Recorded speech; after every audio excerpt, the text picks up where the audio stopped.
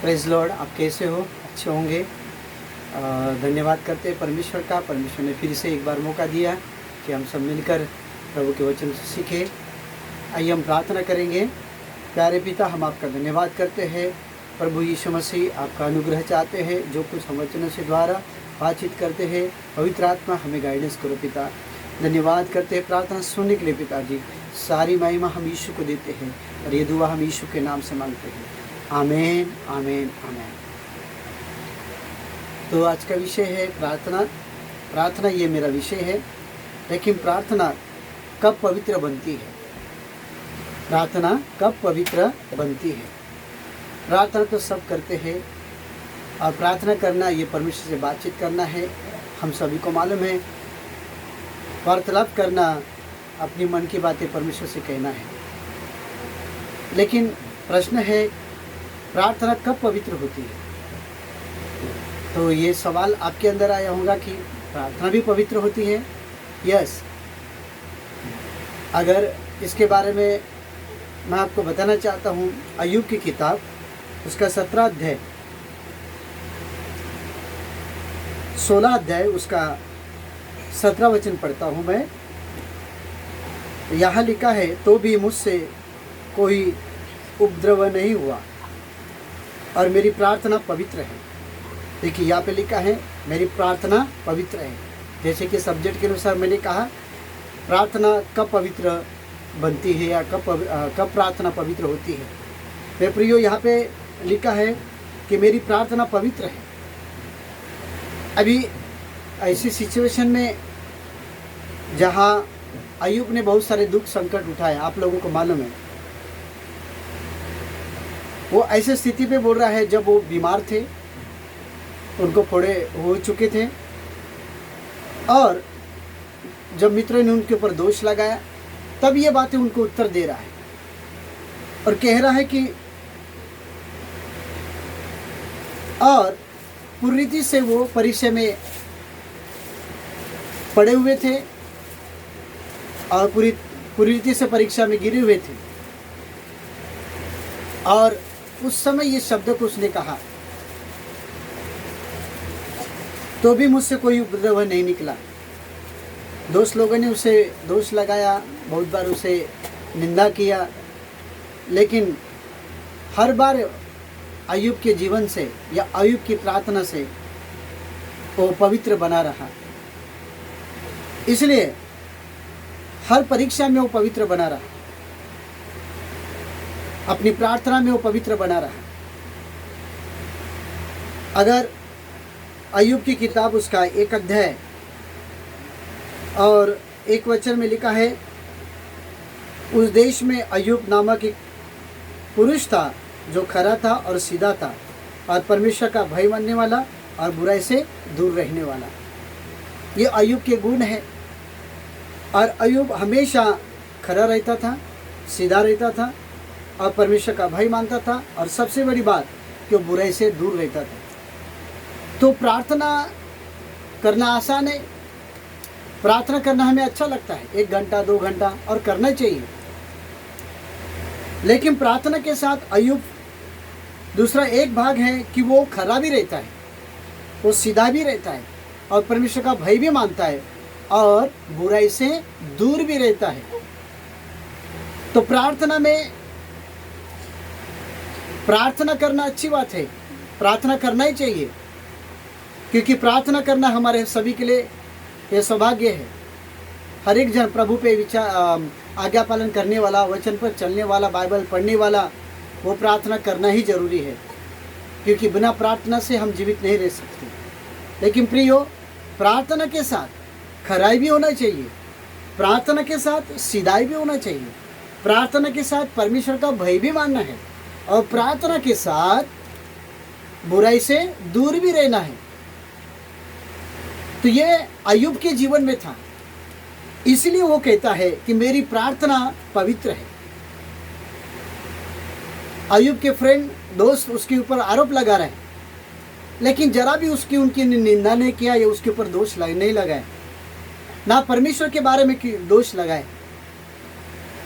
तो प्रार्थना करना आसान है, लेकिन खराई से चलना, सीधाई से चलना और परमेश्वर का भय मानना और बुराई से दूर रहना ये कठिन है।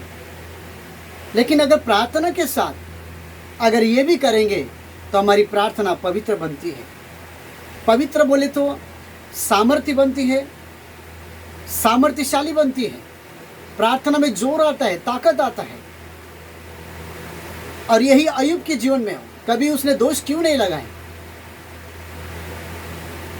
हर परिस्थिति में वो परमेश्वर के वचन पर चलता रहा, खराई पे चलता रहा। तो प्रार्थना हमें परमेश्वर से बात करना सिखाती है, लेकिन प्रार्थना के साथ हमें खराई से भी चलना है, सच्चाई से भी चलना है, प्रभु के आज्ञा का पालन करना है, भय मानना है और बुराई से दूर रहना है। अगर ये बात करेंगे तो हमारी प्रार्थना मजबूत बन जाती है। मेरे प्रिय, हमारी प्रार्थना में पवित्रता आती है और कुछ भी अगर प्रार्थना करेंगे तो प्रभु सुनता है। कई बार प्रार्थना करते हैं लोग, प्रार्थना करते हैं लेकिन उसका उत्तर मिलता नहीं है। कई बार शैतान से हम लोग डराने के लिए प्रार्थना करते, भगाने के लिए प्रार्थना करते, लेकिन शैतान भागता नहीं है, डरता नहीं है। क्यों? क्योंकि शैतान को मालूम है बाहर से अंदर से ये पवित्रता नहीं है।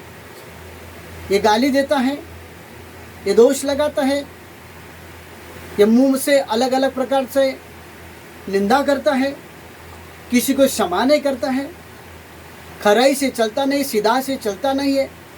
अगर हम लोग अगर किसी प्रार्थना में बैठ गए या किसी को अगर दुष्ट आत्मा अगर पकड़ लिया, प्रार्थना करेंगे, प्रार्थना करना अच्छा है, लेकिन मेरे भाइयों, मैं आपसे रिक्वेस्ट करता हूँ कि प्रार्थना करना अच्छा है। प्रार्थना करने से बीमारी, रोग, हर दुष्ट आत्मा निकल जाती है और परमेश्वर से हमारी मदद मिलती है। लेकिन परमेश्वर ये भी चाहता है कि प्रार्थना करने वाले लोग खराई से चले, सीधाई से चले, ईमानदारी से चले और बुराई से दूर रहे। अगर पाठ हम निभाएंगे तो प्रार्थना मजबूत होती है और दुष्ट आत्मा, भूत जल्दी निकल जाता है, सारी अपवित्र दूर हो जाती है। अपवित्र करने के लिए कुछ रुकावट है, वो आपको बताना चाहता हूँ। प्रार्थना में अपवित्र करने के लिए अगर हम प्रार्थना करने के बाद भी अगर हम झगड़ा करते हैं, याकूब उसका 4 अध्याय उसका 2 वचन में लिखा है, अगर हम संघर्ष करते रहेंगे, आपस में झगड़े करते रहेंगे तो हमारी प्रार्थना अपवित्र बन जाती है। हमारी प्रार्थना में सामर्थ्य नहीं होता है।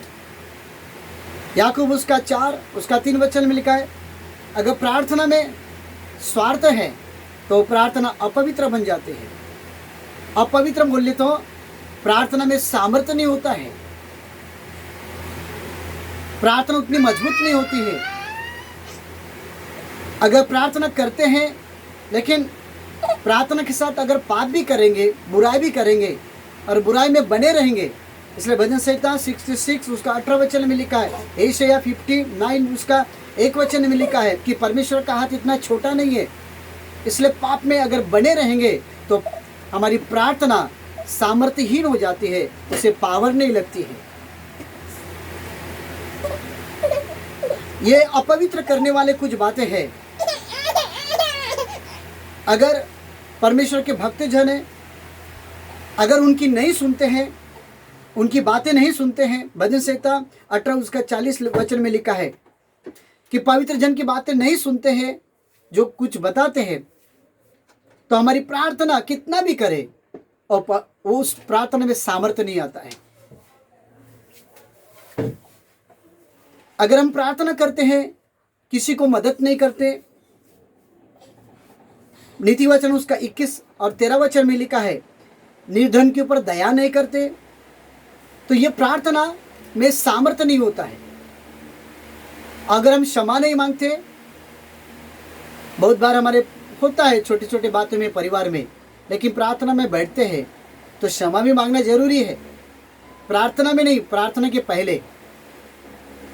कई बार विश्वास की कमी घटी के कारण इब्रानी उसका 11:6 वचन में लिखा है और जैसे कि अगर मूर्ति पूजा को हम जगह देते हैं, स्थान देते हैं, तो प्रार्थना हमारे अपवित्र हो जाती है, सामर्थ्य नहीं बनती है। तो अय्यूब के जीवन में वो खराई था, उसका सब कुछ चला गया लेकिन खराई पे बना रहा। मैं आपसे पूछता हूँ, प्रार्थना करना आसान है लेकिन खराई पे चलने के लिए कीमत चुकाना पड़ेगा, तब प्रार्थना में मजबूत होती है। तो बाहर से अंदर से अगर हम सीधाई से खराई से अगर चलते रहेंगे तो प्रार्थना हमारी बहुत मजबूत होती है। मेरे प्रिय, प्रार्थना बहुत मजबूत होती है। इसलिए अय्यूब के जीवन से हम यही सीखते हैं, और अय्यूब कहता है कि मेरी प्रार्थना पवित्र है। प्रिय, प्रार्थना करना जरूरी है, लेकिन प्रार्थना के साथ सीधाई से, खराई से और परमेश्वर का भय और बुराई से दूर रहने से प्रार्थना सामर्थ्यशाली बन जाती है। क्या हम ऐसे करेंगे? क्या हम ऐसा प्रार्थना के साथ हम लोग ये 4 बातें हम करेंगे? अगर हम ऐसा करते हैं तो हमारी प्रार्थना में जल्दी से जल्दी ताकत मिलेगी, परमेश्वर प्रार्थना का उत्तर देगा और हर काम में परमेश्वर हमारे साथ देगा। प्रभु आपका आशीष दे और इस वचनों को मनन करें, प्रार्थना के विषय में और भी थोड़ा सा बातचीत करें। प्रभु आपका आशीष दे। आइए हम प्रार्थना करेंगे। पिता परमेश्वर, प्रार्थना में खराई, सीधाई और परमेश्वर का भय और बुराई से दूर होने के लिए हमें सहायता करो। प्रार्थना में बहुत कुछ होता है, लेकिन प्रार्थना के साथ हमें सीधाई से, खराई से भी चलना है, परमेश्वर का भय भी मानना है और ईमानदार रहना है, तो ही हमारी प्रार्थना सामर्थ्यशाली बन जाती है। परमेश्वर में मदद करो, और खास करके सुनने वाले हैं हर एक लोगों को आप मदद करो। परमेश्वर, उनकी प्रार्थना आज मजबूत होना चाहिए, आज उनकी प्रार्थना में ताकत होना चाहिए, उनकी प्रार्थना में प्रभु जी पवित्रता होना चाहिए। मेरे परमेश्वर, आप उन्हें सहायता करो। धन्यवाद प्रार्थना सुनने के लिए, यीशु के नाम से मांगते हैं, आमीन आमीन।